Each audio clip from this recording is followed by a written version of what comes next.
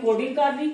Coding के अंदर हमने बता दिया कि ये चीज प्रोडक्टिविटी की तरफ इंक्रीज करेगी, ये चीज जो है वो आपकी वर्क लाइफ बैलेंस की तरफ इंप्रूव करेगी। ठीक है, ये चीजें हमने इनिशियल कोडिंग के अंदर फाइंड आउट कर ली।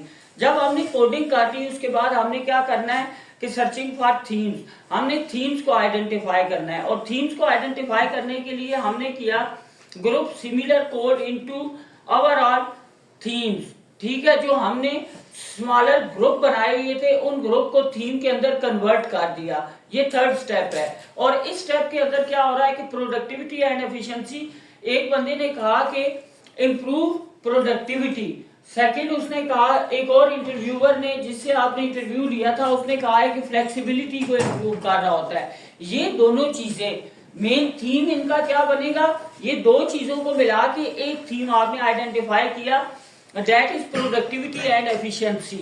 सेकंड, एक इंडिविजुअल ने कहा कि वर्क लाइफ बैलेंस को आपने अचीव कर लिया। ठीक है, कि वर्क रिलेटेड, वर्क और लाइफ, ठीक है, जो घर के अंदर की जिंदगी है और काम की जिंदगी, उन दोनों को आपने परफेक्टली बैलेंस कर लिया बाय इम्प्लीमेंटिंग और एडॉप्टिंग ये जो आपकी रिमोट वर्क है। ठीक है, तो उसके अंदर उसने आइडेंटिफाई करके दिया कि enhance work life balance and challenges in managing distractions, जो घर के अंदर उसको डिस्ट्रैक्शन आ रही थी, ये दो चीजें मिला के हमने किसके अंदर ले आए, वर्क लाइफ बैलेंस के अंदर या वर्क लाइफ इंटीग्रेशन के अंदर।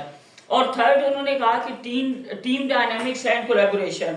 एक तो उसने कहा कि सोशल आइसोलेशन, सेकंड उसने कहा कि रिड्यूस कोलैबोरेशन अपॉर्चुनिटी। कोलैबोरेशन किसके साथ वो कर रहे थे, जो इंडिविजुअल ऑर्गेनाइजेशन के अंदर थे, टीम के अंदर जो काम कर रहे थे, उन दोनों की बेसिस के ऊपर उन्होंने क्या कर दिया कि एक थीम आइडेंटिफाई कर लिया। ये तीन थीम हो गया। स्टेप 4 के अंदर आपने क्या करना है, रिव्यू करना है थीम्स को।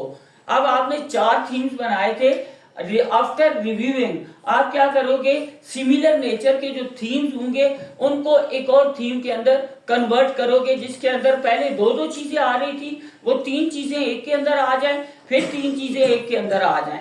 तो एक हमारे पास बना प्रोडक्टिविटी एंड एफिशिएंसी, जिसके अंदर हमने कहा कि participants highlight time saving and flexibility as की productivity enhancer. Then work life balance की इंटीग्रेशन की बात की कि balancing professional and personal responsibilities emerge as a significant issue. Then team dynamics and collaboration की हमने बात की थी कि participants express concern about team bonding and collaboration loss.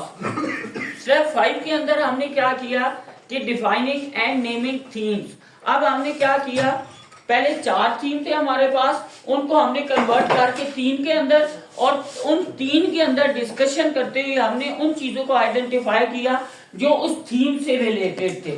ठीक है, और किस चीज की बेसिस के ऊपर कर रहे हैं, जो आपको रिस्पॉन्सेज मिले हैं, आप रिस्पॉन्सेज की बेसिस के ऊपर उनको आइडेंटिफाई कर रहे हो कि ये किस से रिलेटेड है, किस थीम के अंदर आ रहा है। ठीक है, आपने खुद से कुछ भी नहीं किया, सिंपल आपने क्वेश्चन पूछे थे जिनके अंदर प्रोडक्टिविटी कहीं ना कहीं एक एलिमेंट था, बट फ्लेक्सिबिलिटी की आपने बात नहीं की थी, वर्क लाइफ बैलेंस की बात नहीं की थी। उसने क्या किया है, जब उन्होंने आंसर किया है आपके क्वेश्चंस को, उन आंसर के अंदर से आपने चीजों को एक्सट्रैक्ट किया है कि वर्क लाइफ बैलेंस से रिलेटेड किसने बात की है, प्रोडक्टिविटी फ्लेक्सिबिलिटी की किसने बात की है, और उनको आपने स्टेप 4 के अंदर थीम्स के अंदर डिफाइन कर दिया। और स्टेप 5 के अंदर आप क्या करेंगे, उन थीम्स को नेम देंगे। ठीक है, अब नेम आप किस बेस पे दे सकते हैं, कोई वेरिएबल होंगे ना, जो चीजें आप ऑब्जर्व करते हैं, आपकी ऑब्जर्वेशन की बेसिस के ऊपर कुछ चीजें आप राइट डाउन करोगे, बट वो एक्चुअल में वेरिएबल हैं या नहीं है, इन चीजों को आपने आइडेंटिफाई करना होगा। इट्स मीन आप वेरिएबल के अंदर उनको कन्वर्ट करेंगे। वो जो कन्वर्जन होगी वेरिएबल्स के अंदर, वो आप थीम्स की बेसिस के ऊपर करेंगे। आपने